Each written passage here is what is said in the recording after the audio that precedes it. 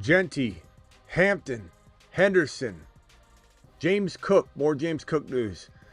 And Travis Hunter, is he playing wide receiver more than he's playing defensive back now? There's a lot of rumors getting kicked around right now. We're going to break them down, not to suggest that we aren't in the middle of smoke season. So some of these reports just need to be addressed, but I'm going to give you a confidence scale, essentially, whenever I go live on a piece of news, whether I believe it is going to lead to something. Is there just smoke because there is fire, or are people cooking up fake smoke? We'll kick it all into high gear, breaking down all of the fresh news. This we didn't talk about during the 8 p.m. show. Fresh news right now on Jeanty, Hampton, Trey Henderson, James Cook, Jeanty. Let's go do it live.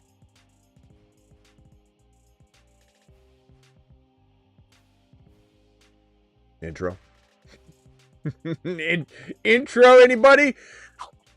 You watching the fantasy football show. I'll have to reset everything. Damn system. About 8 times out of 10.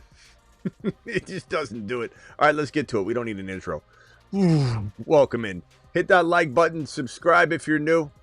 We go live more than anybody, so we have, probably 1 or 2 more problems once a week than anybody. It's just the way it goes. This report right here is intriguing. We talked a little bit about this, but I didn't show the graphic. But the Browns are the odds-on favorite to draft Travis Hunter, and the odds spiked. As you can see right here, it went from a 50% chance to a 62% chance, I believe 63% chance to be the Browns. So 31% chance of the Giants, 63% chance for the Browns. That is a high number. But remember, this is the market. A lot of people don't understand how Vegas works. Vegas isn't predicting this. The people are predicting it.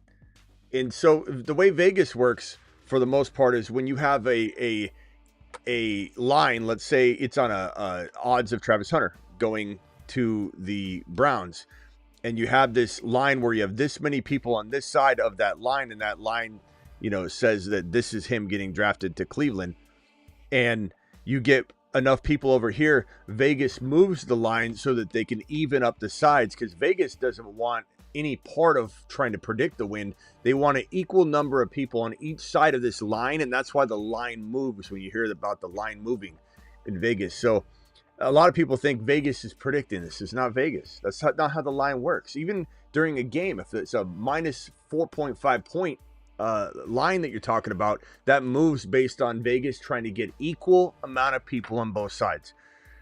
So doesn't mean he's going to Cleveland based on the odds, but the fact that these odds back up everything we're hearing, and the fact that he looked phenomenal in the Colorado Showcase, aka workout, and the fact that this kid's been impressing with his interviews, he's impressing with his footwork, he's impressing with his route running.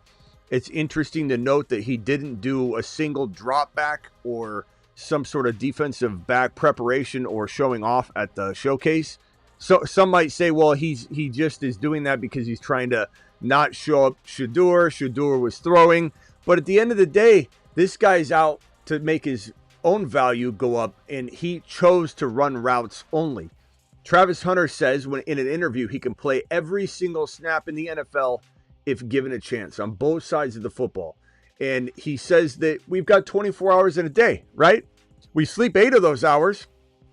So we got 16 more to dedicate to that. And everyone was so impressed by his answer. He's an articulate, hardworking, motivated kid, likable kid.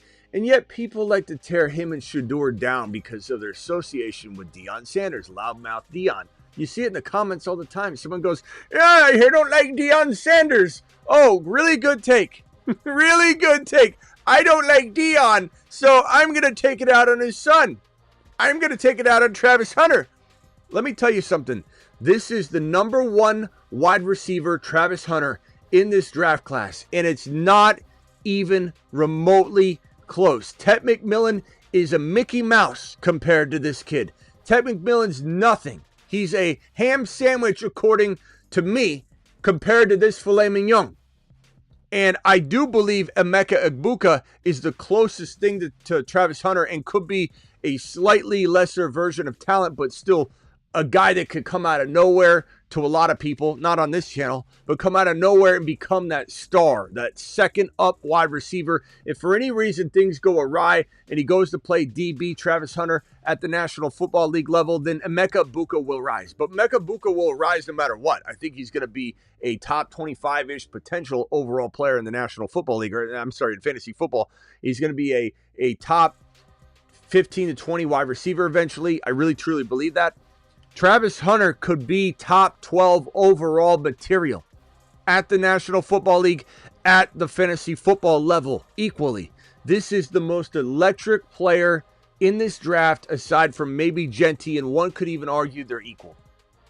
And I like Shedeur. I like Cam Ward. I like Tyler Warren. I like some of the defensive guys. Carter's unbelievable.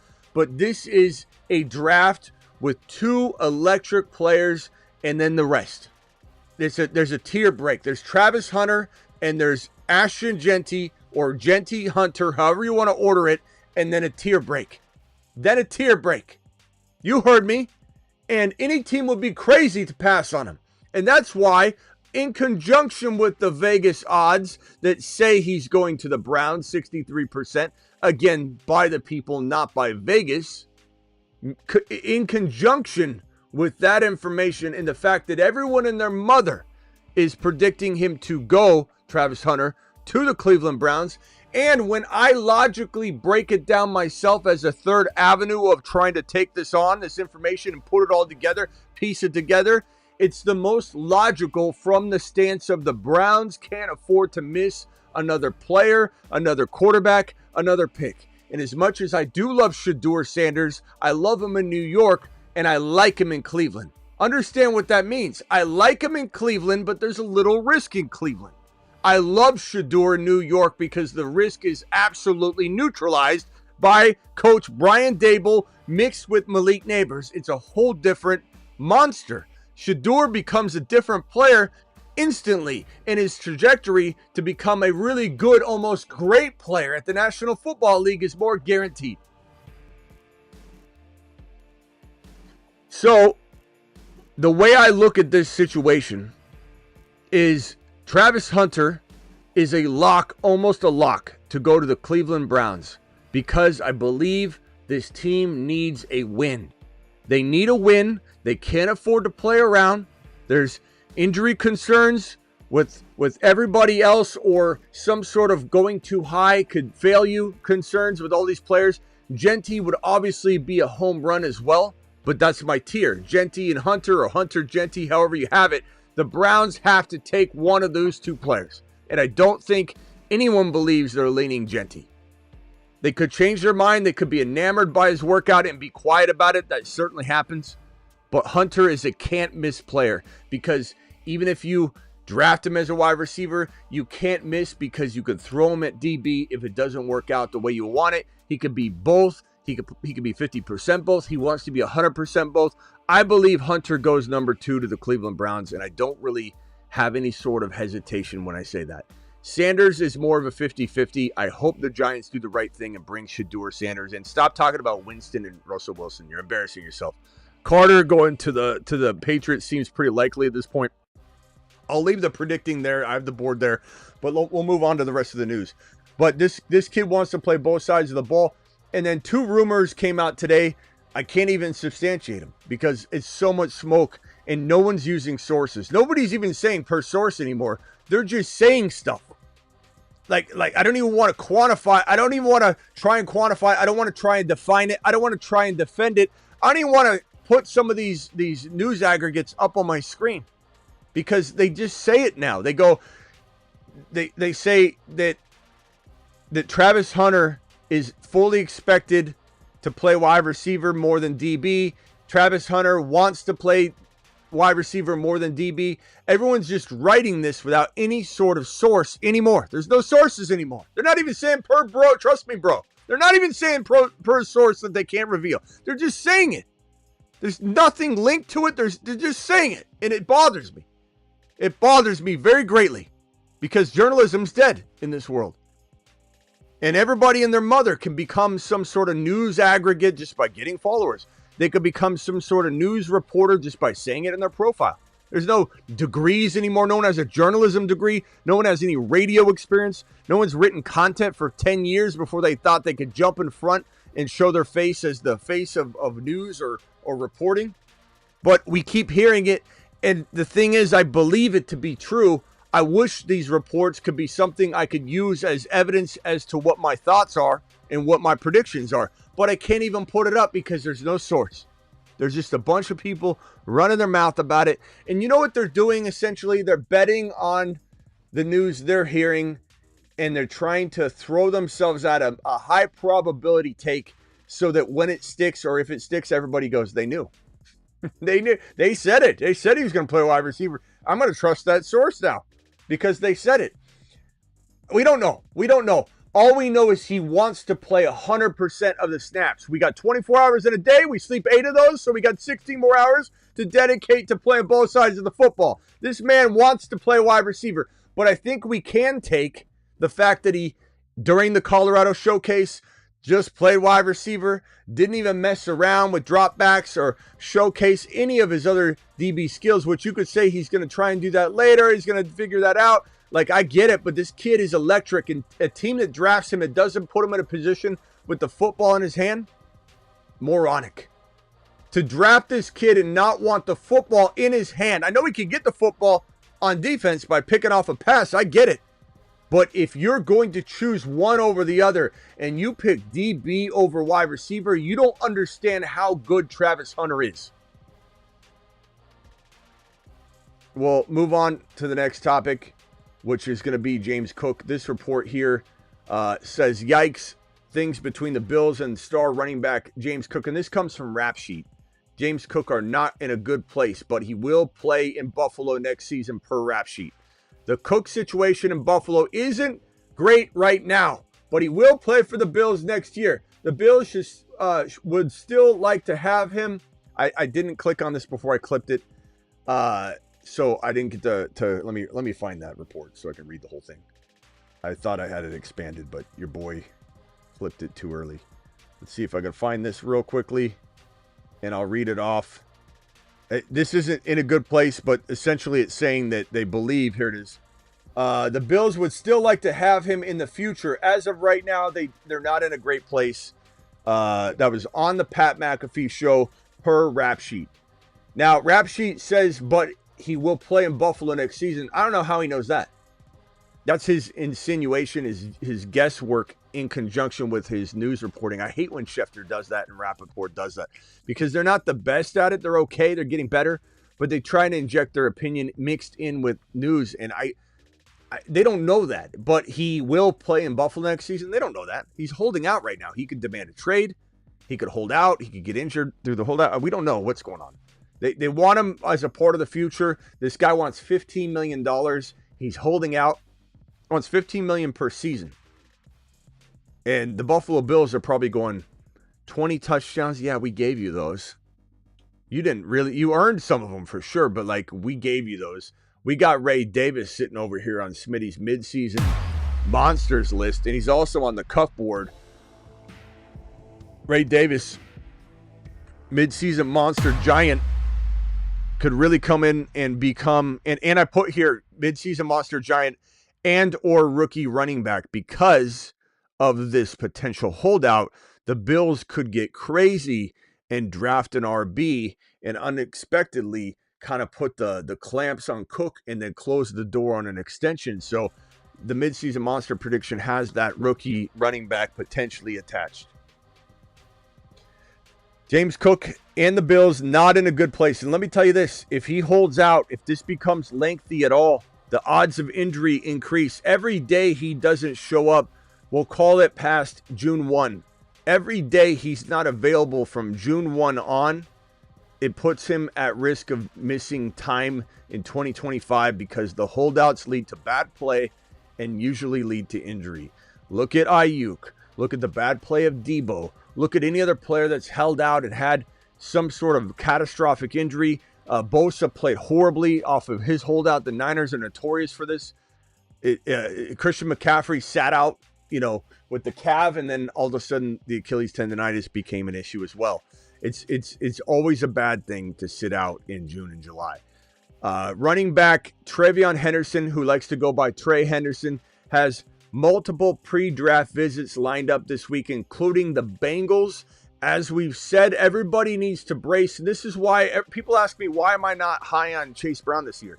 I am high on Chase Brown, but I'm a realistic, logical person without bias involved. I truly pride myself on being the least biased fantasy football analyst you will find. Because you would think, oh, we called Chase Brown. He was our boy. We called Chase Brown out of the blue. No one had Chase Brown as high as we did. Nobody. Let him cook.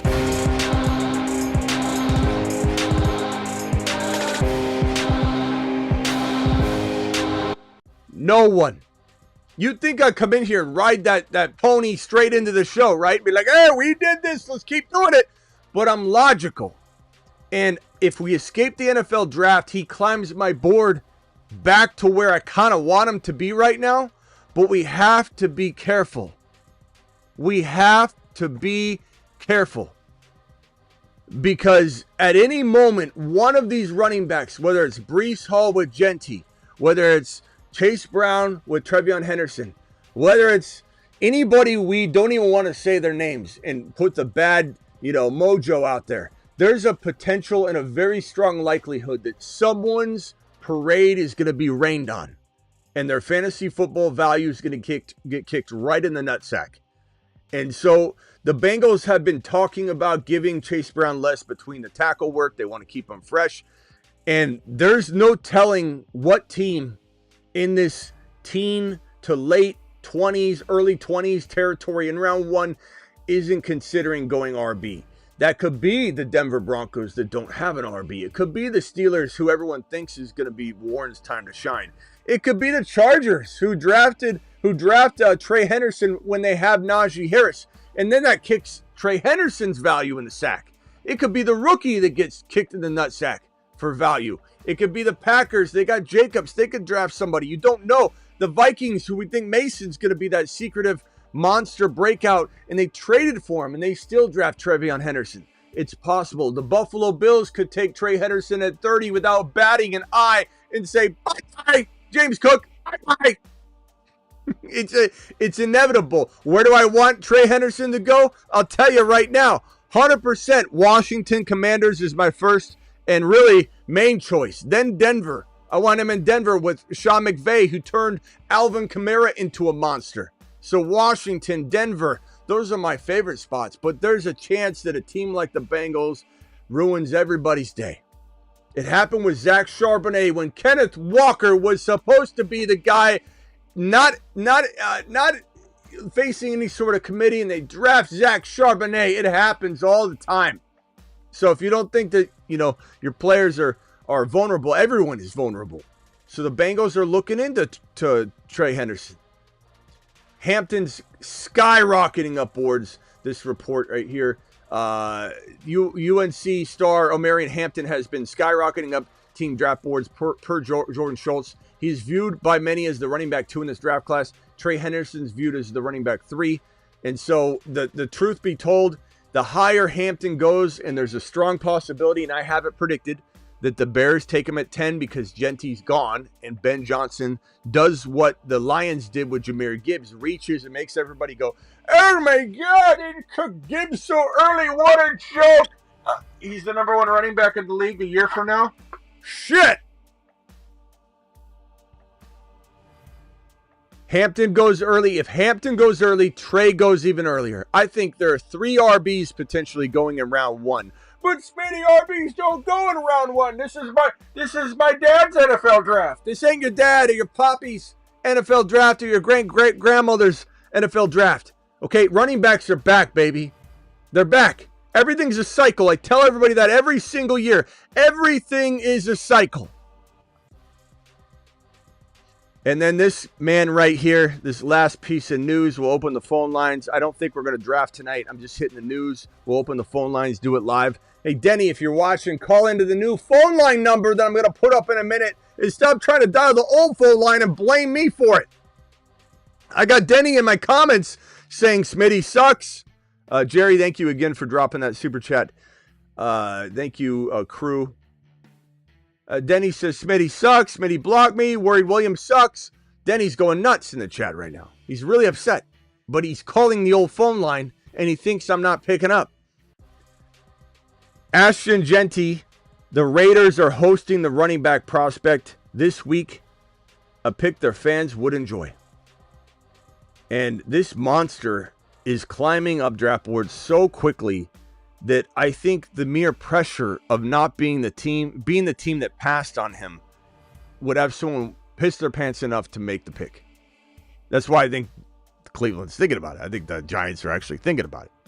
You know, maybe the Patriots are even thinking about it. I doubt they do it, but I think Liam Cohen in Jacksonville is probably thinking about it. I love Bigsby. Again, rain on my parade. That's what happens with the NFL draft. I loved Walker, but didn't stop the Seahawks from drafting Zach Charbonnet. 2 top 5 to 10 running backs, talent-wise, screwed up Walker's climb in a sense and kind of been a thorn in the side. But we love that cuff value this year. Best cuff in fantasy is the Kenneth Walker, Zach Charbonnet. Go watch the video prior to this one, the 8 p.m. show, where we talk about Zach Charbonnet and Kenneth Walker being steals of the 2025 fantasy football season, because in 17 games, these guys collectively, if we just overlay Walker's stats with Zach Charbonnet's stats, guess what we get? Number 5 running back overall in 2024 if you just use the 17 starts, not overlapping the players, but overlapping just using the 5 games that Charbonnet played. And if you take just those 5 games where Charbonnet had 38.30 points, 13.6, 10.6, 25.7, 17.9, that gives you, if you extrapolate that data, not the nicest math to play with, 5 games. Not a big sample, but if you did extrapolate that, that's running back 2 overall. It's running back 2 overall. That's how good Charbonnet was last year. But Walker was still even better than that in some respects because he was the number 1 running back. Kenneth Walker was the number 1 running back in missed tackles forced per attempt. He was number 5 in yards after contact per attempt. Walker and Charbonnet might be the best secret weapon in fantasy. So the combo is a must, though, as I have this cuff board here to help you dominate. This cuff board produced Garendo Mason. This cuff board quietly had some of the best cuff situations on it, but wasn't necessarily needed last year. And dare I say, this year will be different. Injuries might strike the running back stable just a little differently. Now, the players that I'm going to put up on here just right now, because I haven't had time, I spitballed this on the way in the door. I think Bucky and Tucker deserve to be on here. The thing is, when we're not ranking Bucky. Bucky, people are naturally going to want to put Bucky 1 on here, but it's not about Bucky. This is about the handcuff situation.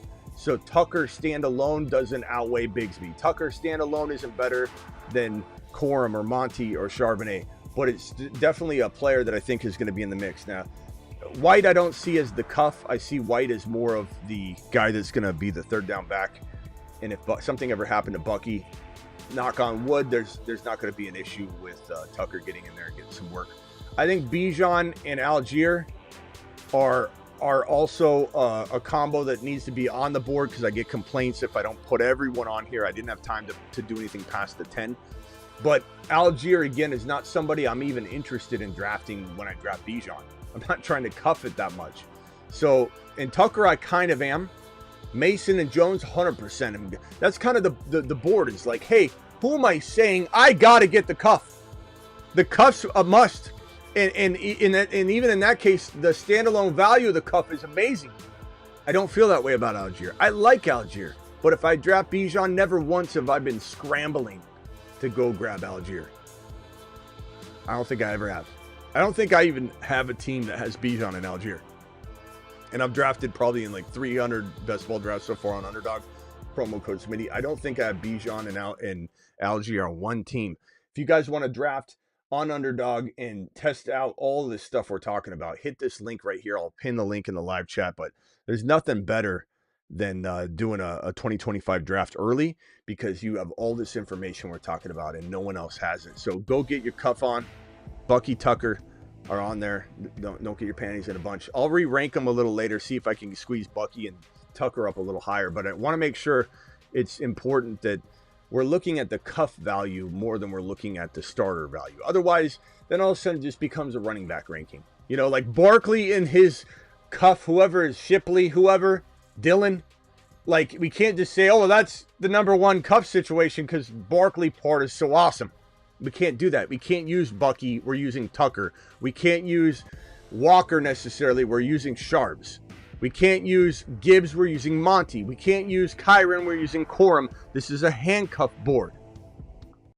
And so as for this news right here, Jeanty this week, meeting with the Raiders, and that's my projected landing spot. The phone lines are open. Dial in, dial in, dial in. Call into the show. Call into the show. And Denny, if you're out there, this is the phone line, not the old one. That's why you can't get through. No one's blocking you, Denny. No one's blocking you, Denny. Take responsibility. I mean, God. This is the second time Denny's gone off the handle. Just gone off the handle in the comments. He's just going crazy. Smitty sucks. Smitty blah. It hurts me. This guy calls me his best friend. He calls me his best friend, and he's out there trash talking me, and I've done nothing wrong. I'm just sitting here waiting for Denny to call me every single night of my life. Every single night I'll wait for Denny's call, and every single night I answer. And the phone line changes, and because he doesn't watch the show, he just calls the phone line. He blames me. Phone line's open. Dial in, dial in, dial in. Jeanty to LV would be interesting. Drew would be more than interesting. It would be glory. And it's pretty much, unless he can go to a place that is not in a position to draft him, meaning they got to aggressively trade up, which I would like a few of these spots better, like Washington, but they're not going to trade up for Jeanty. Can you imagine Jeanty in Washington with JD5 in Kingsbury's offense? Oh my God. Can you imagine Jeanty in Denver? Can you imagine Jeanty in, I mean, just we'll look at the NFL draft board and just kind of cook up some of our favorite landing spots. But you imagine Jeanty in, Denver, Washington, Buffalo, if they used them, which they would, you wouldn't draft them. But these teams, unfortunately, draft so late that I don't know how you'd have to give up a first rounder to get this pick moved up. So pipe dream, Denver, I could see getting, because they're right at the verge of 20. They're closest to the middle of the draft. I think this team could potentially surrender something because Sean Payton loves RBs, and especially like he's been struggling to find that guy. And even though he would run a somewhat of a committee, it would be more carries each game than Jeanty could handle. So there's no risk of anything. This is like worrying about Gibbs because of Monty. How often are people gonna do that? How frequently do you hear that? And why are people repeating year after year that Monty's a problem for Gibbs? It's absolutely stupid. So yeah, you take Denver, you move them up. Jeanty, amazing. Washington's probably too far. Dallas is really, really intriguing. I really like the Dallas situation. That could be a really, really, really good one. But Dallas and Denver and Washington are just probably not as likely. Dallas is a little more likely, but I don't think they're aggressive. I think Denver's got a better chance of trading up than Dallas does of Jeanty falling or getting aggressive enough to move up a few spots to get him.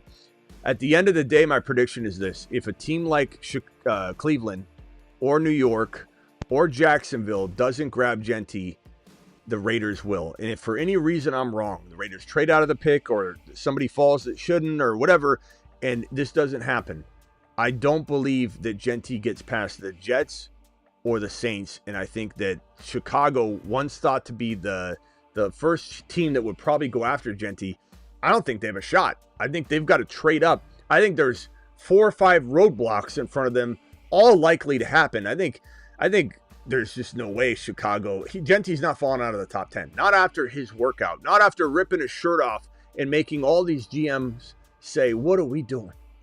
What are we doing with our life? Why aren't we taking this next Adrian Peterson? Why are we looking at anything else right now? I think Jeanty quietly, and people don't telegraph what they're going to do. Why would they? Would you?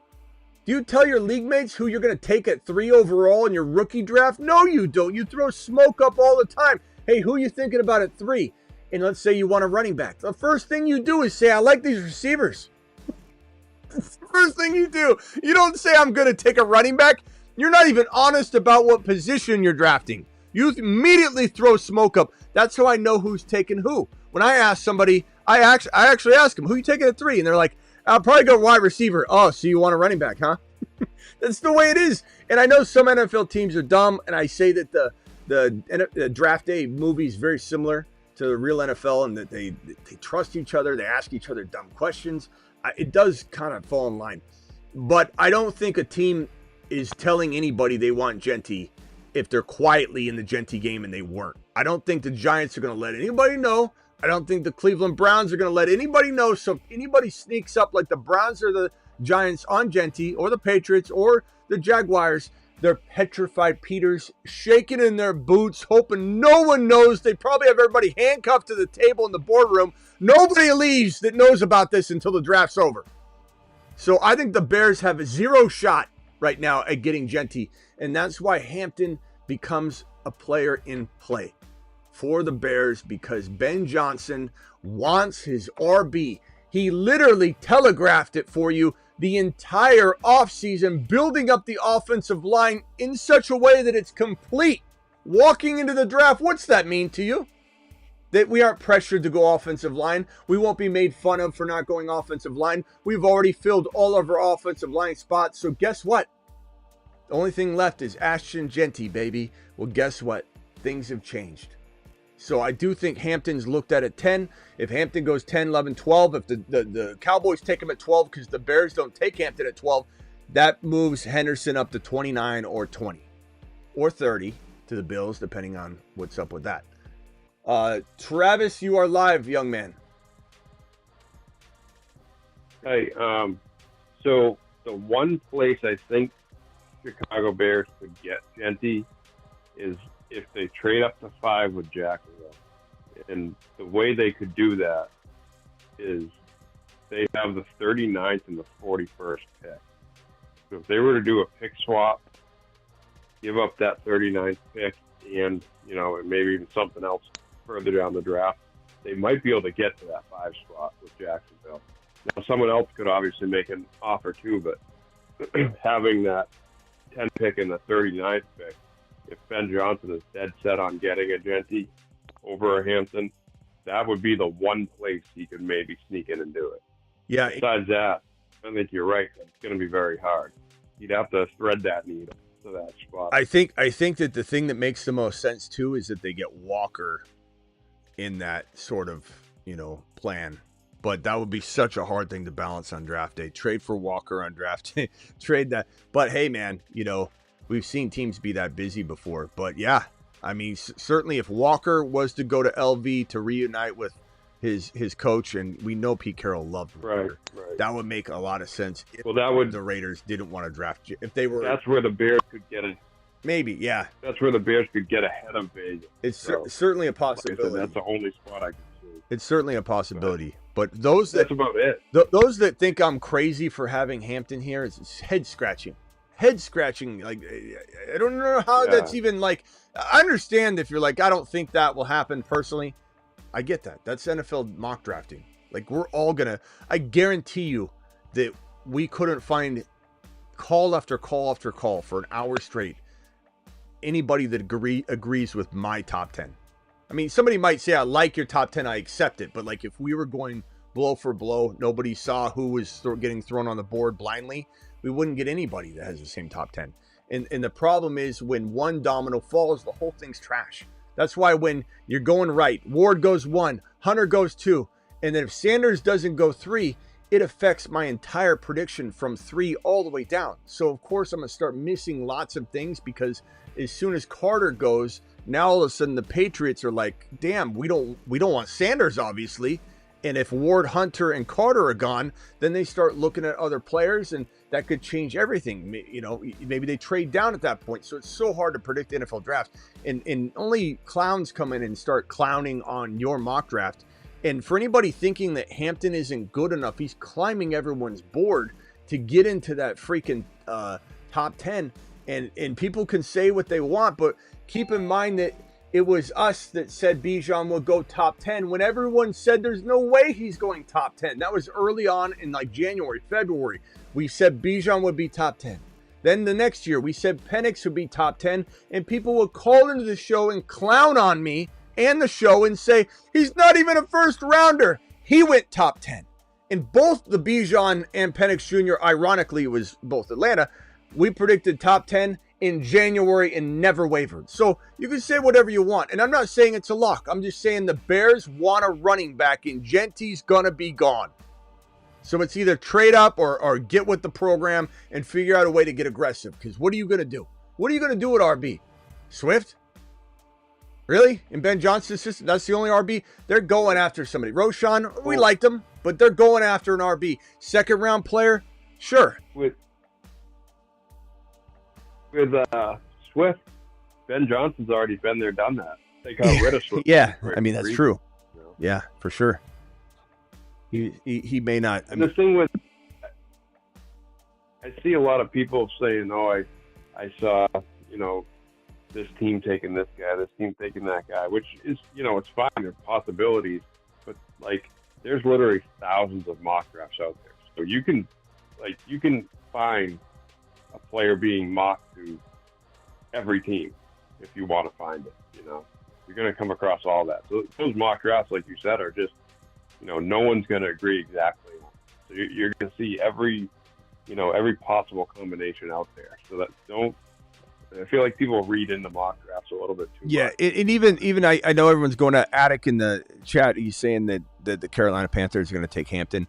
I will admit that does seem like it's your desire, and that's where I say you got to be unbiased. I can tell that's what you want. And you're hoping it happens. You're not wrong in that it's a possibility. But it's certainly unlikely given that you just gave Chuba Hubbard an extension and you probably still are a little bit committed to seeing how Jonathan Brooks is going to turn out. However, if Jeanty were there, it'd be different. But Hampton, I don't think is a player that you would risk it on at that level. So I know you're trying to be unbiased, but I can tell it's a biased take. But it doesn't mean that it can't happen. It just means it's very, very, very unlikely to go down that way, just because Hampton already is graded to be a player that's going to go at the earliest in most people's minds, and he's climbing though. I don't agree with this. I think he's going to get higher, but most people right now are settling on he breaches the teens, in the 19, 18, 17, and a team might trade into that spot to get him. But I'm telling you, he's climbing into the top 10 to 15. And you're not crazy for thinking he could go this high. I just think you're trying to will this to happen. I don't think this is gonna go down that way. But anything's possible. But Raiders are definitely. Oh right, and they signed Dowdle. Yeah, they signed Dowdle too. Yeah, it's just I can tell the Addict character just wants it to happen really badly. He's a Carolina Panther fan. All right, hold on one second, Travis. I'm gonna come back to you unless you got something real quick. No, go ahead. New Age Outlaw, drop the New Age Outlaw emoji in the chat. New Age, you're live, pal. Thank you for the gifted memberships earlier. You're the man, the myth, the legend. Hit that like button, subscribe. All right, I have a question. Yeah. I have a question. What do you think the Texans are due? Because they, in the first round, I'm wondering if the running backs start to slip, would they consider a running back? Because otherwise they'll have to wait till the end of the second, and I think they're in the mood for a running back. Mixon is he definitely played great last year, but fell off the face of the earth. So yeah, I mean, Hampton's not going to be there at 25. 25. Yeah, Hampton's not going to be there at 25, but Trey Henderson could be there. If Trey Henderson's still there, I could easily see them scooping him up. Mm-hmm. Okay, I was just wondering. I was starting to think that, and then if Hendo goes there, I think I'm over on Hendo's side big time for number 2 if he goes to the Texans. Yeah, it would be one of those things where we say to ourselves, like, damn it, is there a little roadblock there because Mixon's not going to just be benched. But Mixon's getting older, and it'll just be a little bit of a sprinkle in Henderson and then take over by midseason at least. But it's I could see them doing it. I really could. But even at 25, it seems like Hendo is going to be lucky to climb into the late 20s, but we'll see. I think Denver's a good shot. And Ron's on the line right now. And Ron, as soon as you hung up, I'm not sure if you heard Travis and I talk, but we were saying earlier, I like Trey Henderson better than Hampton anyway. Trey Henderson's my number 2 running back by far, talent-wise. So, like, if he was there, the Steelers would be, even though he's maybe a little bit different fit for the offense than I would like, but that might be a smarter move than mortgaging your Pickens or any other pieces to get into that 10 spot or whatever to take Hampton. I think Henderson is the better player anyway. But yeah, so 20, 21, 25, 29. So Washington, the Texans at 25, Washington at 29, the Steelers at 21, and the Denver Broncos at 20 are all threats to maybe take Trey Henderson if, let's say, Hampton goes 10. Now, if Hampton falls into the mid-teens, then I think it pushes Trey Henderson into round 2 or the very, very, very back of round 1. But it's all about that spacing. It's kind of like you throw a bunch of, ice cubes in a glass of water. It's like they space out. I just think that there's going to be a natural inclination for teams to make sure to go after Henderson if there's too big of a space between Hampton and Henderson. Just like in a fantasy football draft, as soon as one quarterback goes, it can trigger a quarterback, run. Or if quarterbacks are being waited on, people just continue to kind of wait, So where a player goes ahead of the other player at the position is going to certainly influence and pull them around. Just a natural spacing will kind of happen. Okay, one last thing. Can I ask one last thing? Yeah, I mean, sure, bro. Yeah. You don't have to even leave. Just put yourself on mute after. You can ask as many questions as you want. Go ahead. No, I'm just busy waiting for a call. But okay, ask as many if you got a couple. Who would be available for late second for Texans, say around the 20s or whatever? Where do they pick? They pick in the 25. They have their same exact. They didn't trade their pick or acquire someone else's. They have 25. Scadaboo. Scadaboo probably falls. I know we don't want him to, and I know that we think he's good enough to go in round 2. The NFL is a little bit different. I'm not saying there isn't one team. It just takes one dancing partner to dance. So it doesn't mean that a team won't take him early, like the Niners. The Niners took Ricky Pearsall in round 1. So, I mean, any team's capable of taking a guy too early, but Scadaboo, Caleb Johnson, I think there's almost zero shot that Judkins is there that late in the second round. He'll probably go in the 40s or early 30s. Mid to late 30s or early 40s for Judkins. I think Henderson's gone by then. And I think you start looking at potentially a Scadaboo, or a Dylan Sampson's still going to climb, I think, boards between now and draft day. Dylan Sampson is a stud, just a pure stud. Yeah. And so, like, Dylan Sampson at 25 in the second round is possible. So that would be a good place for Dylan Sampson, I think, in Houston.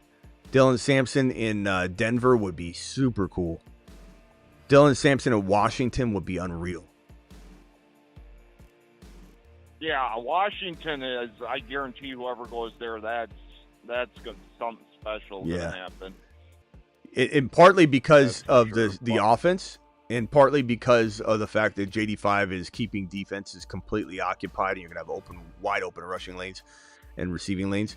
But not only that, but you also have the best scout from a GM perspective in the game. I think Howie is obviously right there, and some might like him more. But I think scout-wise, I'm not saying Roseman doesn't have the edge based on what he's done so far, but in terms of a pure scout, there's no better GM in the league, in my opinion, by quite a bit than Adam Peters, who drafted George Kittle, who identified Brock Purdy, who had a hand in a lot of things. And you could say, what about Trey Lance?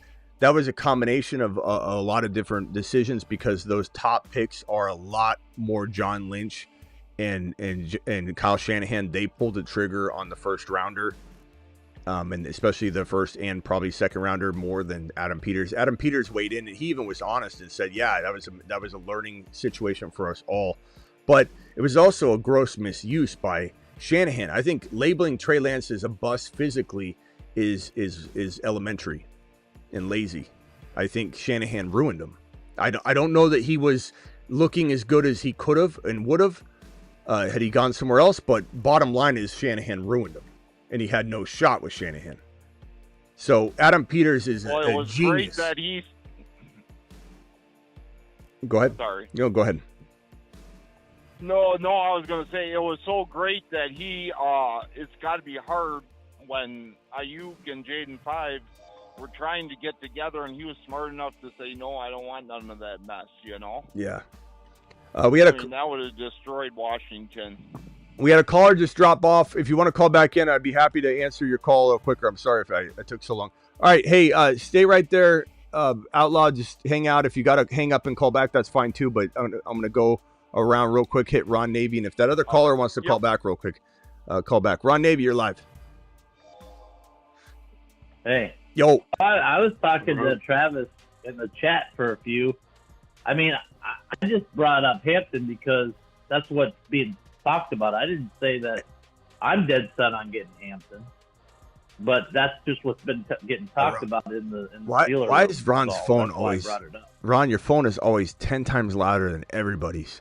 It's always blaring. Megaphone. Yeah, it sounds like you're on a megaphone. Okay, I'll start. I don't know. I think Can you hear me now? got. Go ahead. Is it better now? It's a little bit better. Is it better now? A little bit better. Maybe it's just the way you talk. I don't know. I'm whispering now. This is Ron. Maybe. Hello. You know me. Is anybody out there? Like you're on a desert island screaming, Wilson. So who do you like better? If Pittsburgh was drafting a running back and you couldn't get Jeanty, who do you like? Who's the best fit for you? Is it Hampton, or do you actually like Judkins more, or do you like Trey Henderson more? I think if it was me, I'd wait till the second or third round to get a running back, and I'd pick up Dart in the first round. I'd pick up Milrow. Nice. But yeah, I like where your head's at. You know, I like Milrow a little more than Dart, but I like where your head's at.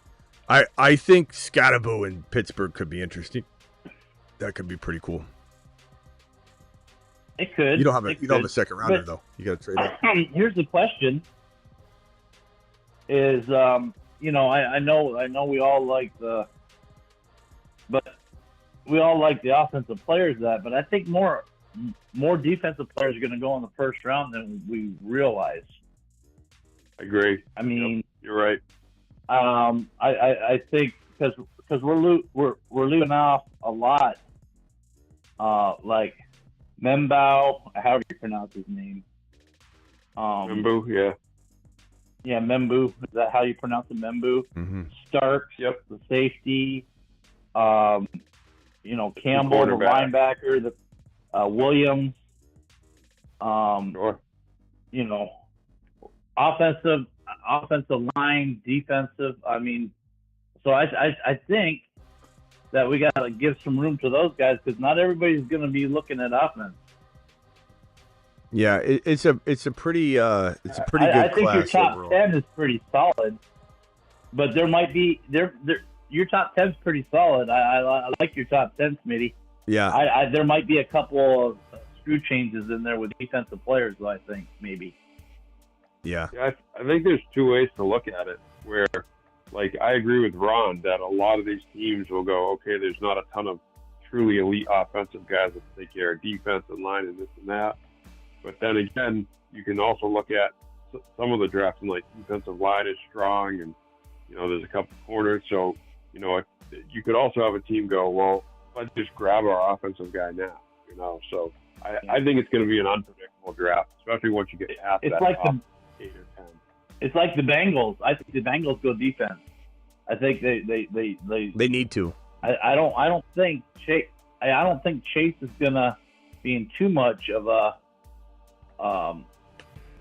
what we were talking about. But they are getting that. they are I don't visiting. think they're going to get a first or second round running back. They are visiting with them, so it's interesting. But maybe they're visiting with them in case he falls to the second round and they can do some sort of trade. But yeah, I don't think the Bengals are going to. They're going to trade down for Hendy or figure something out. I don't think they're taking him at 17. But they are spending a visit with them, and that's that says something. But yeah, they got to go D. And if it's me, we love Chase Brown so much. That's the move. That just let Chase Brown do his thing, bring defense in. You're already set on offense. There's no reason to go after anything. So, yeah, we'll see. And the thing is, I mean, we're talking fantasy football here too. So that's the juicy part of it. We want to talk about the offense, but and we don't really think about the defense too much. But they're thinking. I mean, we do. We don't cover player by player. Yeah, you do. You put them on there as the main one, but we don't cover them. We really don't. That'd be funny if we're fantasy. That'd be funny if I just listed all offensive players the whole way through the top 10. No, it's gonna. But all right, hey, Hank. No, you didn't. I didn't say you did. I know. He hung up. I forget who it was that called in, but call back in, bro. The guy that just hung up. McMillan is a guy that could go to the Jaguars. I see a couple of you saying that. We definitely have talked about it. Jaguars are very interested in McMillan. I think that would literally stunt his growth. That would neuter his fantasy value quite a bit. So that's the worst place for McMillan to go in this top 10 at least. I think McMillan or Golden to the Panthers makes sense for the development of Young, and Young is such a vulnerable piece right now of this franchise, and they got a lot out of him last year. They almost brought him back from the dead, but you got to be really careful not to support him right now, or he falls right back to where he was. So it just makes sense that they're going to go receiver, but anything can happen. And Walker to the Saints. Saints are very running back capable here. I don't think they go Hampton, but it's certainly possible. But I think that they would take Jeanty in a heartbeat if Jeanty fell. I think the Bears have, unless they move, the Bears have zero shot at Jeanty because there's no way he's falling all the way through these teams, especially the Saints. The Saints want him bad. They want him really bad. I could see the Saints trying to also trade up. I could see the Saints trying to aggressively get him at 6 and say, hey, Raiders, drop back here. But we'll see. As far as quarterbacks, you don't think the Bears would go with somebody like Campbell, more offensive line? They could, but I think they put their offensive line in such a good position right now. It almost is telegraphed that they're saying, okay, let's line it all up. Okay, we're all set. Everything looks good. Let's go and draft our running back. And the Ben Johnson pack. Yeah, just the way it feels. It feels telegraphed like nothing I've ever seen. But anything can happen. I mean, they could get aggressive and trade up to 6. But if the Saints traded up to 6, they would. I could see them taking Jeanty. I could see Liam Cohen taking Jeanty, but I think that he likes his running backs. He loves BT. I think he's trying. His job is to save, just like Young needs a receiver. There's a really good chance that the Jaguars and the Panthers are the two teams that grab Golden and McMillan, or Egbuka if he climbs. But I think these are the teams that are going to say, we got to support Trevor Lawrence before he fails. We got to support Bryce Young before he fails. It just makes logical sense. But again, logic doesn't always play into it. But they still got Croker there too, and he was looking pretty good. I like Coker, yeah. But let's say like Jackson, Dart, and Milroe, the teams that are most likely to take those guys, the Saints could get crazy. They could get crazy. I mean, J.J. McCarthy climbed in the 11th hour to a ridiculously high place that I thought he had no business being, because he was just another quarterback that people were scooping up. Jackson Dart could climb. That's because Penix went to Atlanta. Yeah, I mean, he could climb. When Atlanta did that made McCarthy go higher because they had to get one before they couldn't. Yeah, because the Raiders were going to take. The Raiders thought they were going to get at least one of them. But I think the Saints could move down for Dart, but they could also just say we're not screwing around. I don't know that Milroe goes in round 1. He could. It kind of depends on the coming weeks, though. And I'm looking at round, and it's like Pittsburgh. If Dart's not there, I mean, I take him. There's no Milroe's also been talked about. These are all winning teams, so there's not a quarterback need unless you go to this Pittsburgh Steelers spot right here. So I mean, Minnesota. They're probably not drafting a QB. Can you imagine a Minnesota draft start? That'd be crazy. But I really do think the Saints will take best player available because I really think they're tanking for either Arch or Newsmeyer. They both have the New Orleans ties, and Newsmeyer's dad is the OC now. Ellen Moore there, and I mean, maybe that makes too much sense. Maybe it's too obvious, and they will take a dart. But that QB class next year, I think they're just going to build this year and take QB next year. Yeah, it'll be interesting. It'll be interesting. I definitely don't know where we're probably going to see. I don't know that we're gonna be able to predict where Milroe is going to go. He's such a question mark. I think people are going to be really scared off of Anthony Richardson and kind of tie those two together, which is a mistake because Milroe is such a good thrower. Pittsburgh would be crazy not to consider him at 21. The only thing I would say, though, if I'm Pittsburgh at 21, is that you could try and move that third rounder up to the top of round 1 because I don't think anybody after Pittsburgh is going to take him. You know, they don't need him. No one's going to spend a first rounder on a quarterback like that if they have all their... And now these are all winning teams. So you probably are... If Pittsburgh doesn't draft him, he falls all the way to the second round after that 21. So you're kind of smart to say, hey, let's go get the 33 overall pick or the 34 or the 35 overall pick, and let's draft Milroe there.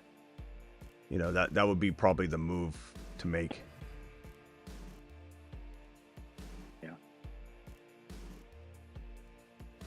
Anything else, boys? Yeah, it's going to be interesting. It's going to be interesting. It sure is. Sure. It sure is. Anything else? Always surprising. Anything else, boys? Hopefully, I'm hoping this year because you're going to do like what you always do, right? You're going to go live during the draft. Yeah. Hopefully this year pick won't be get you so upset that you end the live stream. Yeah. I mean, I would have Jeanty, you know. Oh, here's that caller. I think this is the one that was going to call in here. Let's see here. Sorry about the wait on the last. I'm waiting. 209. What's your name? I'm waiting for New Age or Barbecue to beat my record. Yeah. He's talking about his $1,000 super chat. Let me put that. Hold on one second, caller. I'm so sorry. Just wait right there. Ron's talking about this right here. Ron is the highest super chatter of all time with 1,000. BBQ's got 300. He's the leader this year so far. And the highest gifted membership for 2025, BBQ with the $3.99. So BBQ has been dropping fire all year long. All right, let me go over to that caller. He's 209. You're live. What can I do for you, 209? Hey, Smitty. It's the Redwood. Redwood, what's up? Hey, how you doing? I'm good, bro. What do you? I was just wondering how I haven't been watching it so much lately, so I don't know if you've already touched on it, but I was going to see what you feel about Jaden, the receiver from Higgins. Jaden Higgins. Higgins. There you go. Yeah, I like him a lot. I think he's hard to say where he's going to go. There's so many wild, expectations for him. He's definitely not flying under radars right now. He's kind of a popular pick, just like Kevin Williams is also a popular pick right now. And they're both really, really good. They're both really good receivers. They're both, if they land in a good spot, honestly could be top 4 or 5 wide receivers from this class. Higgins is a big body. He's got great hands. Some have some negatives, about his ability to move around in space or whatever. But I like him a lot. I think he's hard to comp him, but I'd just say he's kind of what everybody wanted Quentin Johnson to be. I hate to say that because you're just going to think negatively now of him now. Yeah. But he's a good player. He's right. a really good player, and I think in the right spot he'd be good. Is he fast enough all around in his game, quick enough all around? We'll see. But I like what I see about him so far. That and Kyle Williams as well. They're both kind of like the deepest sleeper wide receivers that kind of rank anywhere between someone's like 8, 9, 10, 11, 12 that could be top 5 of the class for sure. And everybody needs to keep in mind that just because we've got, Igbuka and Ted McMillan, who I'm least high on in the top 3 or 4 wide receivers, and Hunter, just keep in mind, JJ was the 3rd or 4th ranked receiver from his rookie class. You just never really know. And my examples of Bucky and Kurt Warner and Tom Brady and Arian Foster and, Justin Jefferson was very known. But all these expectations are set. Everybody thinks they know what they know. And you're not missing sometimes anything. It's just they get into the league. They're in the right spot. They get the right coaching, and then it just clicks. And Bucky, who was a good scouted running back, turns into a elite player. And there's no telegraphing that. It wasn't on the wall. The writing wasn't on the wall. Tom Brady looked awful coming into the league. He had 2,600 yards, 2,700 yards passing was his biggest season. I think like 20 touchdowns or whatever the hell it was. It was nothing. You couldn't see Tom Brady coming. You could not. There was zero chance there was a person out there that saw Tom Brady becoming the GOAT. There's just no way. And so we have to be careful when we define players and say Jaden Higgins can't be top 3. He could. Kyle Williams can't be top 1 or 2 from the class. You just don't know. The same thing with the RBs. It could be. Justin Jefferson was like the 4th or 5th receiver picked out of that class? Yeah, that's what I was saying. Yeah. After he's also like Billy took Rager. He's also like a 6th or 7th overall pick in rookie drafts. You think about that. It's like, wow. Bucky was a free agent pickup for the most part last year in a lot of leagues. So, that's just the way it goes, bro. Yeah. I'm a Washington fan, so I kind of hope we get him. I think he'd be a perfect fit for them, or either him or who else I like is the tight end Loveland, Colson Loveland. Yeah, he's gonna go really early. What's your team? You said hope we get him. I don't even know what team your team is. The Commanders. Right, yeah. Loveland would Washington. Loveland would be good, but you're not gonna get him. You're too late in the draft. Loveland's gonna go top 15-ish. Maybe Higgins. I wouldn't mind if they took Higgins. Yeah, Higgins. I don't know.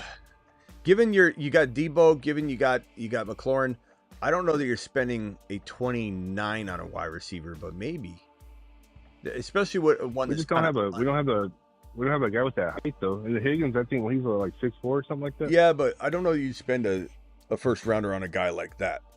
I think he's a sneaky guy, but I don't know you're taking him in the first round unless you're the Niners. So I don't know. Yeah. Well, hey, I'm here. Hey, bro. But again, I don't know. I don't know the answers. Like a team could just like him. No, if you told me the Niners were taking Pearsall in the first round ahead of Ladd McConkey, I would have said, no way, they're not. No one's going to do that, and then that would have been wrong. So who knows what these teams are going to do, bro? You guys still got Simmons though. Simmons, I think he's still. I like Ben Simmons a lot, but you signed Zach Ertz, and then they also re-signed another tight end. But yeah, they have Ertz. We kept Ertz. Yeah, Ertz is re-signed. He was the second target for J85 all year. So Ertz is gonna. I'm a little disappointed for Simmons. Well, Bates is our blocking. Yeah, he's one of the best blocking guys. Bates, that's right, Bates. But Ben Simmons, I was so disappointed when they brought Ertz back because. I don't know. Maybe Sinnott didn't develop properly or something. They might see something in him that they're worried about. I don't know.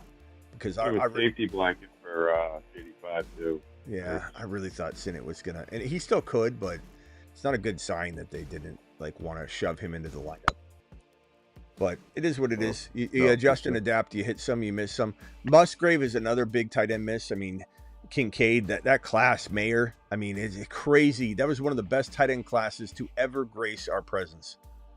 And we had all of them pretty much bust. Kincaid, Mayer, Musgrave, it's crazy.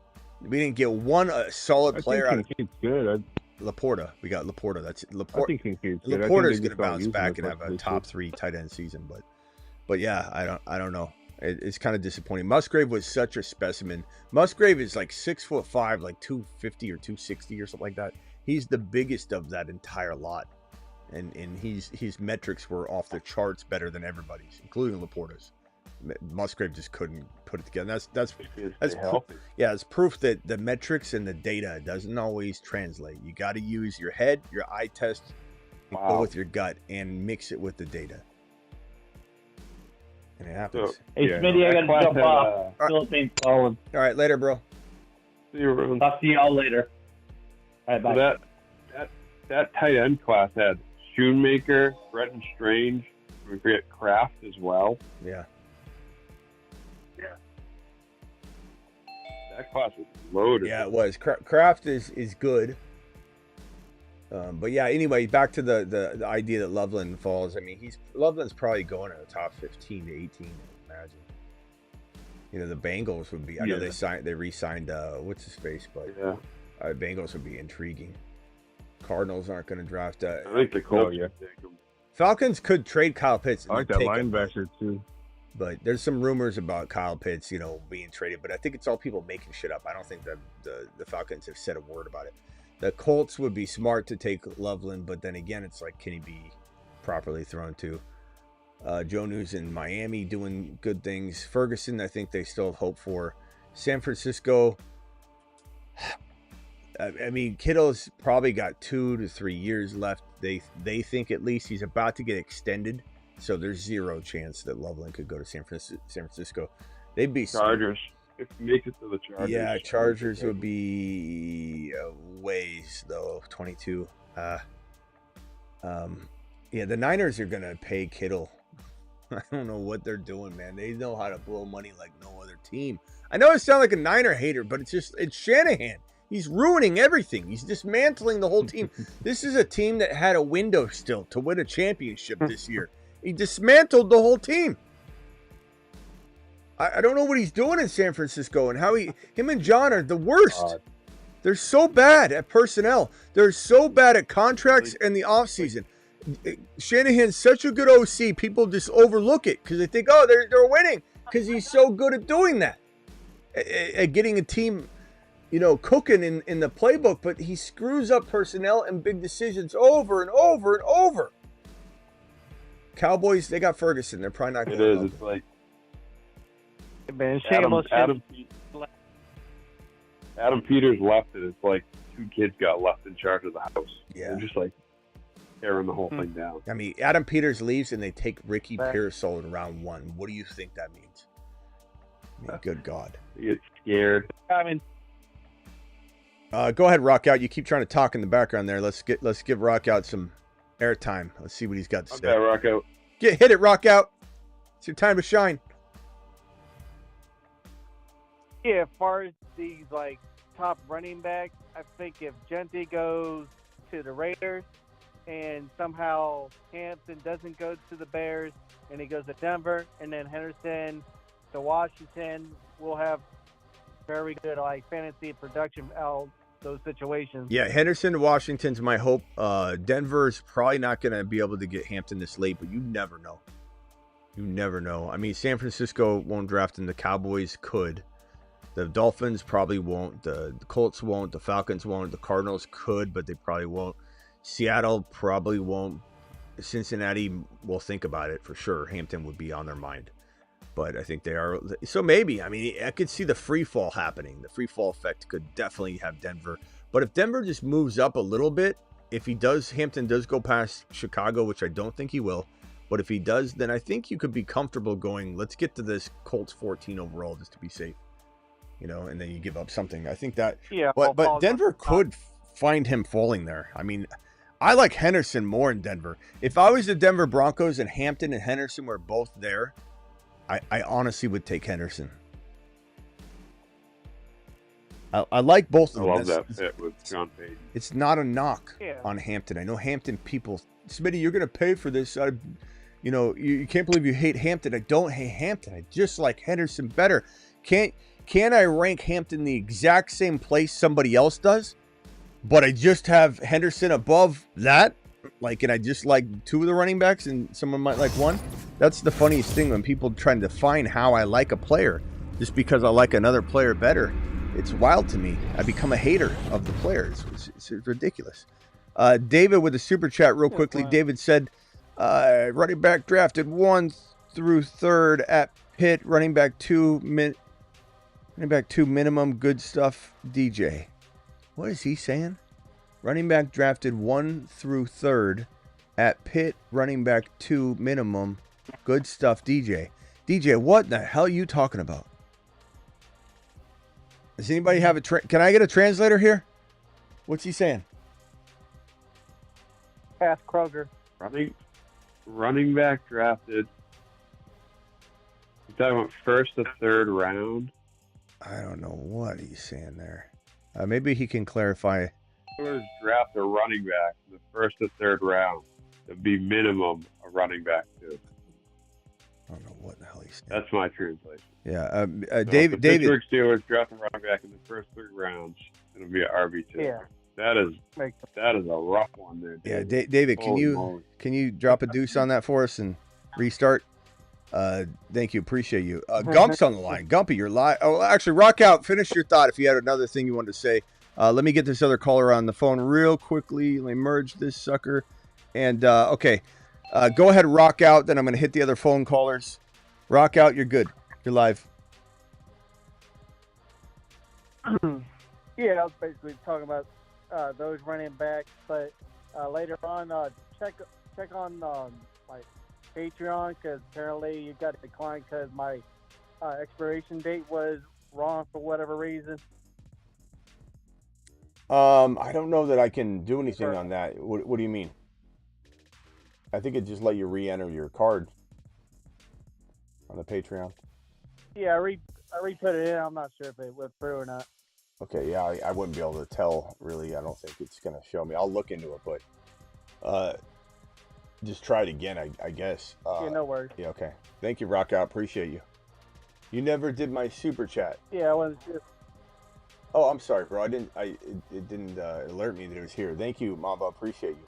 I have the 1.2 pick in a draft in a dynasty league. What do you recommend I do? I think you wait for the landing spots, Mamba. I kind of don't care where the wide receivers go. I could see myself wanting to draft Hunter if you were desperate at wide receiver, but then at the same time, if he goes to Cleveland, I don't know that you're getting as much value out of him in year 1 as you're going to get out of Hampton or Henderson. So, to be honest with you, I'm drafting Hampton or Henderson. Or, I mean, it could be Scattaboo. It could be potentially another RB, but I think it's going to be Hampton or Henderson at the 2 pick. That's going to be my advice for you. Even if it's super flex, that's still my same advice. But you got to kind of wait for the landing spots, my boy. And if it's Henderson goes to Denver and Hampton goes to Chicago, I'm drafting Henderson. If Henderson goes to a cloudy situation and Hampton goes to Denver in a trade up, then I'm taking Hampton. You know what I'm saying? So appreciate you, Mamba, for answering that question or asking that question. Hopefully that helped you, but you definitely got to wait, bro. But it's most likely a running back. I got a caller on the phone, then I'll go to Gump after that. The caller is 678. What's your name and where are you calling from? So this is DJ, David J. What's up, DJ? And yeah, what's going on, man? I'm technically challenged, right? I was thinking I was limited to 50 characters, you know. So that was in terms David. of trying to communicate. That's David. Okay, you're the super chat. Yes, with regard to the Pittsburgh Steelers running back drafted. Okay, say it again. I'm still lost. No, I'm the one that posted okay, the. Yeah. So what was the question? Just okay. Restate it. You get unlimited characters. Go. Well, no, I just wanted to clarify what I was meaning by that. I'm, technical challenge. I thought I had 50 characters, so I couldn't, You're fine, but I still don't know. I'll get better. So just start over and tell me, So here's what I was saying. Well, it's not a question. Here's what I was saying with regard to the Pittsburgh Steelers. Okay. I mean, I could see Junkins maybe going to the Steelers at 21. They might even trade back. Yeah, I can see that. But with that said, I believe, any running back drafted by the Steelers between rounds 1 and 3 running back 2 at minimum in terms of value. Where you might draft them at in terms of your fantasy drafts, not too sure. But immediately, I think their floor will be an RB2. I think that could be the case, but Jaylen Warren still, he's not going to have his third down work taken away. I think they really want to give him a shot, but I don't know if Arthur Smith, who loves running back by committees, isn't really intrigued by 2 running back process. So I don't know that I would guarantee that whatever running back lands there isn't in some sort of cloudy waters. Keep in mind, Bijan's probably the best running back in the National Football League, and Arthur Smith refused to use him. And Bijan was the number 1 running back in the league waiting, and he was the 3rd in the pecking order for goal line work, bro. They put Cordero Patterson in before they put Bijan in, and they put, obviously, Algier in at goal line. So if anybody can screw up whatever value lands in Pittsburgh, it is 100% Arthur Smith. So I'd be a little bit more cautious if it's not a Hampton or a Henderson, even if it's Judkins. I'd be really cautious about expecting the world or even running back 2 volume for sure when Arthur couldn't use Bijan. Like, that's wild to me. Like, even remembering back, it gives me nightmares. I hold myself on the floor at night going, Bijan! Well, I live here in Atlanta, not a Falcons fan, so I'm very close to it in terms of Smith and his usage. But let me say this, and it's a great point, but let me say this. Najee Harris still hit his 1,000-yard mark last year, correct? Yes. Yeah, he did. Hasn't missed it since he's been in the league. Doesn't miss a game either. And I like where he's... Yeah, so... But my point is that I believe that with this running back class specifically and the depth that they have, even with Warren there, he's not a 3-down back. Well, you might be right. Harris is able to hit 1,000 yards more. I'm sorry, go ahead. You might be right that Warren's not a 3-down back, but I don't know if I would define that yet. They really are excited about giving him this opportunity. I do know that. I don't know if they're going to waver on it and say, we're going to give him the opportunity, but we're going to bring in another back to help out. And then if it doesn't go the way we want it, but I think Warren is a really, really good running back. And, anybody thinks he's not strong enough or something. This guy is one of the strongest players on the team. He goes up against the biggest, D lineman in practice and in drills and takes him out, and takes like 3 guys to take him on. Like, he is a menace, man. I would pump the brakes on thinking he can't be a 3-down back. But what I will say, and what I agree with you ultimately on, is I don't know that they're going to put him in a position to be a 3-down back. I'm more worried about that than anything else, but I do think he can be. But I'll tell you this, bro. I traded him in a dynasty league, and I didn't want to deal with it. I didn't want to be left with no value, so I traded him. So it is what it is. I get that. Yeah, I get that. Well, in fact, with regards to the show, great point. But a lot of these running backs are in these committees, so they play their roles. Great point. We haven't seen. He is a good running back. I don't disagree. I am curious to see how they use him. It just seems like Pittsburgh, even pre-Smith, they run the ball. That's the conference that they're in as well. But great points. Yeah, thanks. Yeah, and I don't. I just had to call and clarify what that. Yeah. And I don't disagree with you though that this is going to get the Warren project is going to get stepped on. I just again if and you could say Najee ran for 1,000 yards, and that makes sense. But then all you got to do is remember that this man, Arthur Smith, had Bijan Robinson, and he refused to use him.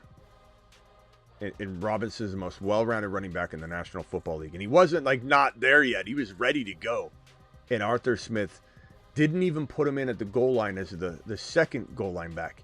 He used Bijan, the best scoring running back in the league probably. He had back-to-back 2 touchdown games to end the year with Penix Jr. in there. It was 2 TDs, 2 TDs, 2 TDs. Back to back to back. Bijan had 6 touchdowns in 3 games. He's probably the best scoring running back in the league, and Arthur Smith didn't want him on the field. So that to me makes me want to run away from everything Pittsburgh. I don't want to own it. The only one I want to own is exactly why he's at the Steelers. You what? That's exactly why he's at the Steelers. Yeah. But yeah, DK to me, it's a great point. I can't argue that. DK is the only guy I want in Pittsburgh. And even that, I could be disappointed. Yeah. Like I admit that out of all the predictions I've made for DK, this is the one spot that could have me going. I throw my hands up. Forget it. I can't control this, so DK's dead to me. And it's not his fault, but I could see that happening. But I do believe DK, especially if Aaron Rodgers goes to Pittsburgh, and we truly believe that that's the case. I think he's going to just lob the ball up to DK. DK is going to score 10-plus touchdowns pretty easily. But we'll see. It makes sense to me. I mean, but that makes too much sense, right? We're talking about Arthur Smith. True. I mean, yeah, it makes too much sense. That's why I'm scared. But which is to say, I might be on the floor again after the season's over, holding myself. Bad dreams. DK. I just wonder if DK. You and me both, brother. I just wonder if DK. You know what pissed me off about Bijan? I made Bijan take laps his rookie year. I sent him on a lot of laps. I pressed the take a lap button. The guy didn't stand up for himself. You got these diva running backs, these diva wide receivers are like, give me the ball. I want the ball. I want the ball. Bijan, he would get benched. He wouldn't get any of the goal line carries. He'd be relinquished to the third running back at the goal line, and he'd go on Instagram and say, "What I'm grateful for. What a great game. Totally grateful."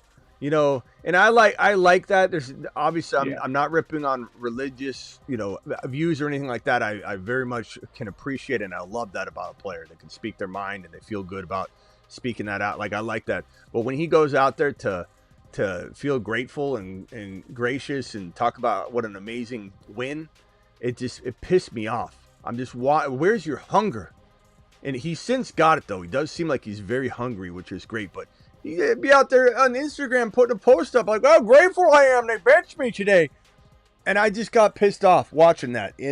And the thing about DK is I think DK walks straight up to Arthur Smith and looks down at him and says, "Give me the damn ball." So maybe DK won't allow it. Hopefully. He's got enough diva in him that I think he'll put a foot down. But damn, man, it pissed me off. And Thompson shouldn't allow it either. He shouldn't allow it either. I mean, so, you have the head coach and DK being the alpha that he is. And then with regard to Bijan, closed mouths don't get fed in any business or stratosphere. So, I agree with that point as well. And also, he was on his way out. But, thanks for taking my call. All right, man. Appreciate you. Good show. Thanks. Call back if you got another one. Gumpy, you're my boy. How's it going? What's up, Gump? Well, let's think about this. The con man in freaking Arizona, the Connors always get hurt and stuff. Then you got that big old gorilla running back that's huge and good, Benson. They won't play him. Why ain't they playing him? They played him a lot down the stretch. He had about 5 to 6 yards per carry, it seemed. Whenever you looked at his game log, I don't know what his exact average was at the end part of the season, second half, but it had to be like 5.2, 5.4 yards per carry. He was really, really good. And Connor has been healthy and playing well. So, what do you expect him to do? Pull him from the lineup? Connor is one of the best tackle-breaking running backs in the National Football League over the last 2 years. So, Gump, you got to look at the data and just say, damn, he's killing it. Why would you take Connor out? But Connor is very injury-prone, although he didn't get injured really last year. There's a high likelihood that James Conner... Ziggy, volume 10. Ziggy, how old is James Conner? Ziggy, how old is James Conner? James Conner is 29 years old and was born on May 5th. So he's turning 30 in May. So he starts the season at 30. 28 is the hold your breath. Do you have one more year left at running back season? And he's going into his 30th age season. So there's a high likelihood that James Conner either gets injured or is not the same running back. And the fact that Benson was phased in more and more and more down the stretch, I'm betting on Benson. And I think they're going to use him. So Gump, your dreams will come true, I think, at some point. Well, who's running the freaking show over there at the Cardinals? They even let that Lopez leave. That guy's a good player. Who? What'd you say? What'd you say? Lopez. Oh, well, I mean, Gump, they're a mess over there. I don't know what Gannon's doing, to be honest. What's it, Arthur? What is that? Arthur Smith's cousin or something? I don't know. Maybe Adam Gase is and Arthur Smith's brother. I don't know. Well, they definitely messed up things in Arizona, and I don't like the play calling, but I'm hoping that Kyler takes a big step forward. The thing about Kyler, as hard as I am on Kyler, he can be a top 5 quarterback in any given game. He just can't do it for more than 8 games. He's done it for 8 games straight, but he can't do it for 16, 17 games. I'm hoping that there's some sort of, like, they know what to do with Kyler now. They know how to get the most out of him. You know, they take away his Call of Duty and video games and say, Kyler, focus. Every time he's doing well, Call of Duty releases a new update, and then everybody laughs about it, but it ends up falling right in line. That's when he fades away. It's crazy. But Kyler Murray needs to throw the ball to MHJ.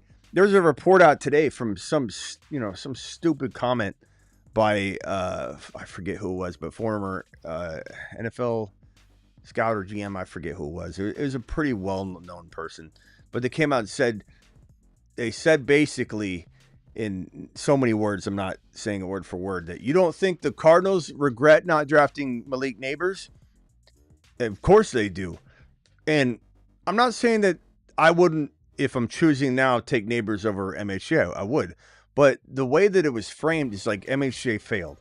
And MHJ was failed. He didn't fail. They failed him.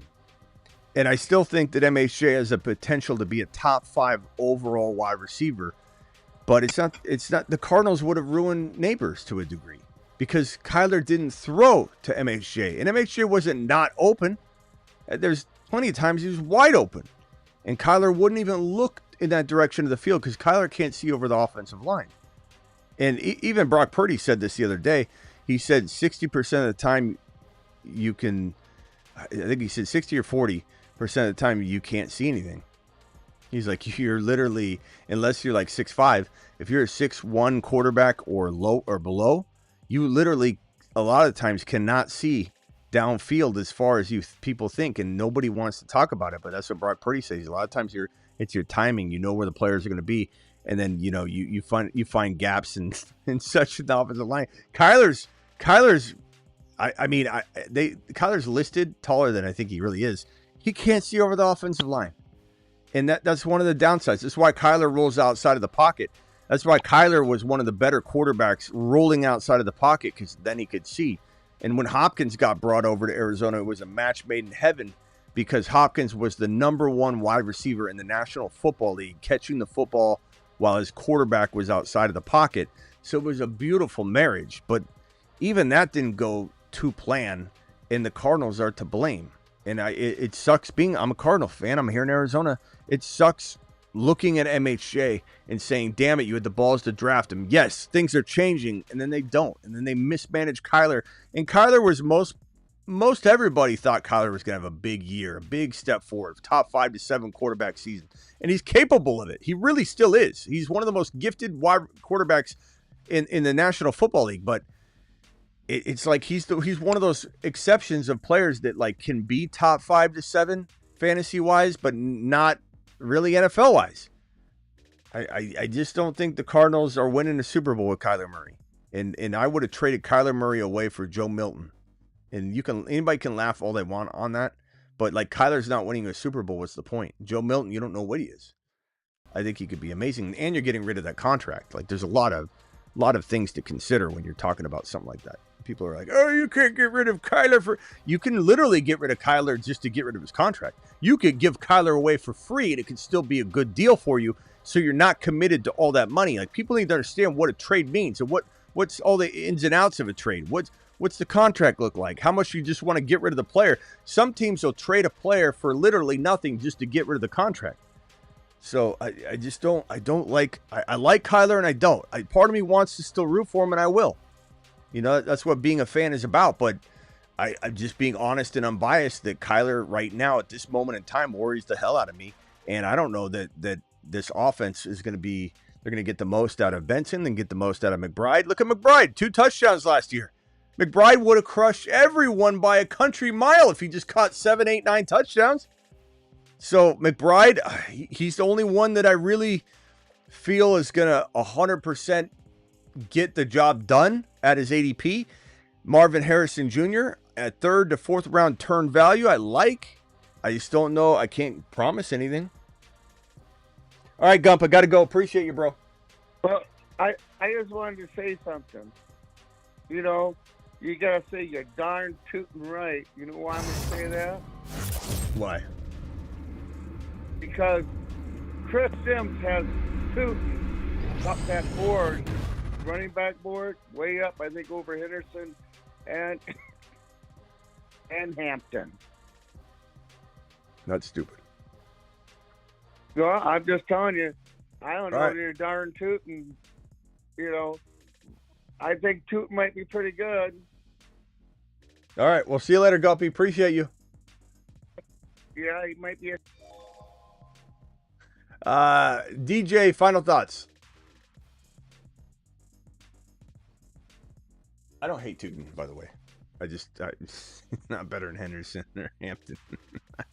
Go ahead. I think, DJ, you there? Yeah, I think people are tripping with regard to MHJ and tying that to Murray, and particularly in fantasy football. You know, MHJ will be just fine, in particularly in the dynasty format, and probably even in best ball, you know, with spike weeks. In terms of the running backs, Hampton, yeah, I don't think he's getting out of the top 10. Don't know who might trade up in terms of getting to that spot to grab him, because while this running back class is deep, if you have you know, the likes of a Hampton or Jeanty, maybe as you stated, a Henderson, you still have to grab him. You can't wait till 3, round 2. But yeah, good show, man. Enjoy. All right, man. Appreciate you, DJ. Later. Aaron, appreciate the super chat. Does Milton accepting the invite to the draft actually mean more QBs might go early? Who gets invited? Sorry if you talked about this. Ben Milrow. I tried. Ben Milrow. Yeah, okay. I tried to catch up. Milrow. I'll even change that on the board here. I think I knew what you meant, but let me fix it. Milrow. I sometimes mix up Milrow and Milton too when I'm talking. It's just common. I think you know, getting invited to the draft on day 1 means that you have a shot at going in round 1. Clearly, like they're not going to invite somebody, and sometimes they don't invite somebody that feels like they're going to go in round 1, and they do. But they're pretty good at getting a lot of people in the room that are going to get drafted. But I mean, Shador's not going to be there. He's going to watch it at home with his family. There's nothing, you know, wrong with not being there in doing that. That seems to be kind of popular at times. I think Milrow goes in round 1. I do think he can. I really do. It depends on the hype builds between now and then too, or some sort of negative thing drops. But I like Milrow a lot, and I think the Steelers would be wild not to consider him. The only thing, as I was saying though, is if you are a team that is drafting at the top of round number, like let's say the Browns or the Giants, or you know, Jaguars even looking to protect themselves, or the Raiders or whatever, you're smart almost to say that if the Pittsburgh Steelers don't take him at 21, these teams are not going to risk taking a quarterback when they don't need it that high. There's just not a single team in here. I mean, maybe the Rams, you know, because they're year to year with Stafford. Stafford's not on a long-term deal, even though he has a long-term contract in place. It is a year-to-year adjustment. So McVay, when they signed this new Stafford deal, McVay's first thing out of his mouth was, it's year to year. It may be a whatever year deal it was. He's like, it's year to year, meaning that if Stafford's going to stay next year, we have to revisit and pay him again. And I don't know if people know this, but Stafford's the highest paid quarterback in NFL history. I don't know if you guys knew that. He's the highest quarterback paid in NFL history. He's made the most money out of any quarterback in the National Football League. I think he's won. I'm almost positive he's won. And I think it's like $326 million that he's made. Let me see if I can find that. Yeah, him and Cousins is up there. Cousins is top 5. But I think you're right. Yeah, I think it is Stafford. I think Stafford's number 1. Let me see if I can find that. I had it earlier today.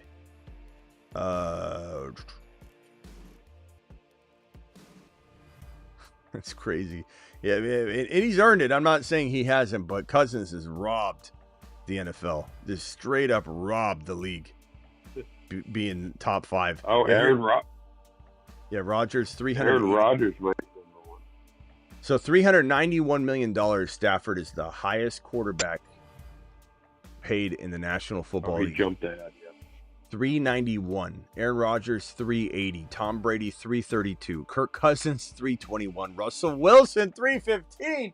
What in the hell are we doing back there? Oh. Russell Wilson's the 5th highest paid quarterback in NFL history with $315.8 million. Remember, 35 of it, he got paid just to play for another team last year. Yeah. To answer this question, Aaron, the honest truth is they have a good expectation that he'll go in round 1 or they wouldn't invite him. But are more quarterbacks going to go? That's year to year. That doesn't. There's no correlation. You just go in, just like running backs. Next year we might not have 3 running backs even considered to be first rounders, just like we have this year. And the wide receivers are different. There's not the same wide receiver class, so it all just depends. There's no formula to it. Travis, anything else? Thank you, Aaron, for the super chat. I had something I forget though. Did Mamba ever see my answer? Mamba, answered your super chat. Hopefully you got it. It was Hampton or Henderson, whoever gets drafted into the better spot, but you got to wait. So Mamba, hopefully. I know what I was going to say. Just with MHJ, obviously he didn't do what we hoped or might have expected and stuff, but the narrative is funny too, though, because you still see people out on him, and it's like he had 885 and 8 touchdowns. So if he had one more game with 115 and 2 touchdowns, that's 1,000 yards and 10 touchdowns, and probably no one's really talking all that much about him being a bust. He wasn't a bust. So I still just see people down on MHJ, and I think the Kyler thing is a legitimate concern, but I'm not concerned about him as a player. No, MHJ was phenomenal in weeks 2, 3, and 4. He started off even with a bad week 1 where he had 5 yards or something. MHJ was probably a top 7 wide receiver through 4 games. If I had to spitball that and guess, I don't know for sure. I could quickly try and calculate it, but MHJ was, let's see here, wide receiver 2024 stats. 2024, not 2025. If my freaking phone will work here. 2024 season stats, wide receiver. MHJ. I mean, he finished as wide receiver. What? It was definitely disappointing given 29. So 29. But if we look at weeks 1, 2, 3, 4, where he had 4 touchdowns in those 4 games, and none of which came in week 1 because he had 4 yards in week 1. He literally, 0 points. So you have 1.4 points in decimal scoring. 1.4 points for MHJ, plus 29, plus 17.4, plus 15.5, divided by 4 is 15.8 times 17 is 269. And 269 would put him at wide receiver 6-7. They put him right behind Malik Neighbors. So it'd be exactly Malik Neighbors. Malik Neighbors scored 272. So they would be 3 points apart, less than 3 points apart, if you extrapolate his first 4 weeks, and that includes a 4-yard game. I'm not cherry picking or anything. I'm using, whenever I use any data, I like to use a straight line. I hate going, let's take 2, 3, and 4. I want to include 1. So I included week 1, and he scored 3 points, less than 3 points less than Malik Neighbors if you extrapolate 4 weeks. Now, 4 weeks is not a big sample. I'm not a moron. But I'm merely saying, yeah, he's not, people are wild. To act like this, I forget who it was, this,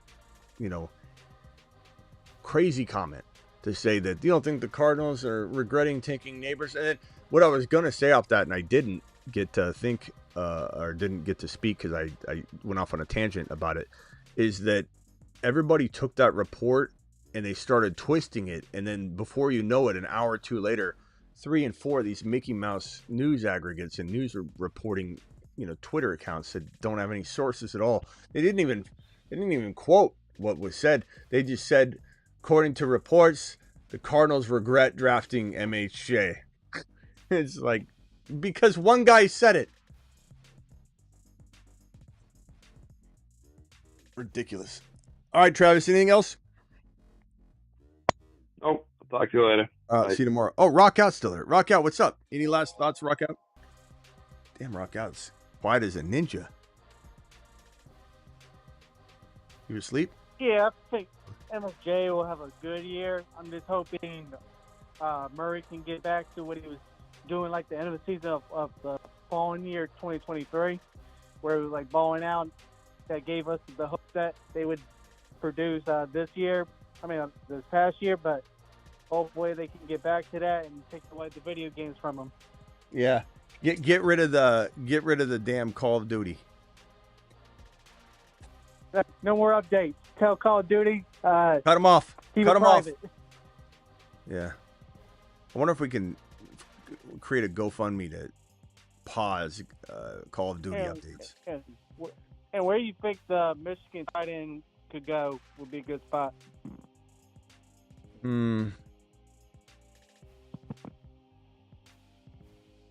mean, I think he goes in the top 15 to 18, as I said.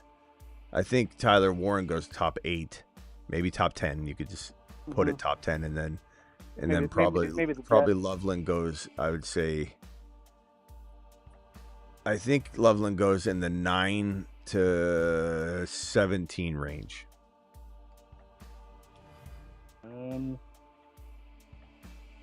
Maybe Bengals if they want to add to it. Yeah, that's where we kind of. Yeah, we kind of said that earlier that could be a good spot. The Falcons, if they traded Kyle Pitts on the clock or something. Colts would probably be very tempted to get him, but then who's throwing to him? So bad year incoming. Jonu Smith is fine in Miami. Dallas has Ferguson. Niners have Kittle, and they're going to extend him to they're going to make Kittle. They're going to give Kittle the bag. CMC money. They're going to give him they don't stop. They don't stop. The CMC treatment. Yeah, it's going to be crazy, man. Yeah, Indy Maybe would be like 2 years.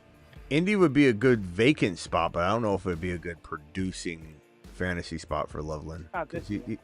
don't Maybe even know next year. who's your quarterback. Don't tell me Danny Dimes, or I'm going to They laugh. don't even know. They don't even know. Yeah. So, I mean, if Loveland gets past, 11, he could free fall to the Bengals, and if the Bengals don't take him, I mean, Seattle could, I guess. Tampa could, I suppose. Denver could, I guess. Chargers for sure. Oh, the Chargers. Yeah, but will he fall? All right, Rock Out. We'll see you later, bro. All right, cool. Call him tomorrow. Appreciate you. All right, I'm out of here. Appreciate all of you. Do it live.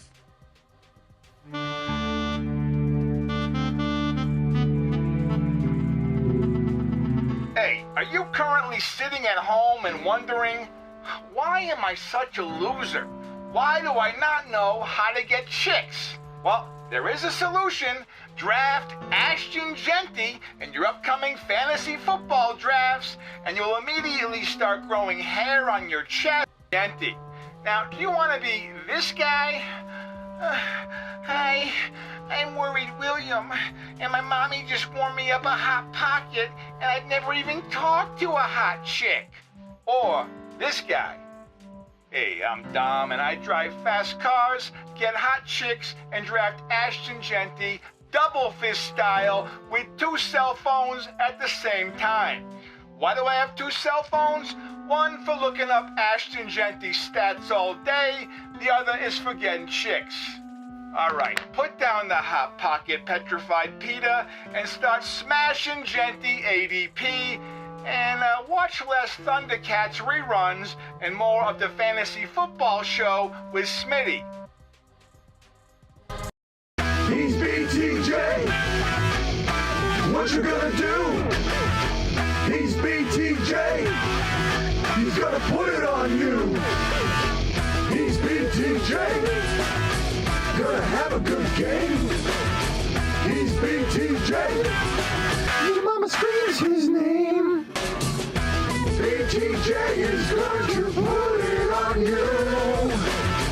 There's not a single thing that you can do. BTJ is going to put it on you. There's not a single thing that you can do. Hey Kruger, Dom, who's one of our new faces of this channel in terms of being a man, a tough guy. You're gonna draft Jeanty, put some hair on your chest. What do you think about Dom's approach to Jeanty and how it could help get hot chicks? Drafting Jeanty definitely adds some excitement to the lineup. If Dom's looking to impress, going bold with a breakout player like Jeanty could turn some heads. It's all about confidence, right? And having a player who stands out on your roster might just be the move that does the trick. And I would say, wouldn't you, that a person that drafts Jeanty #1 overall in their rookie draft and maybe top 10 in their non-rookie draft out of all the players is probably somebody that doesn't eat Hot Pockets and live in their mom's basement. Am I right?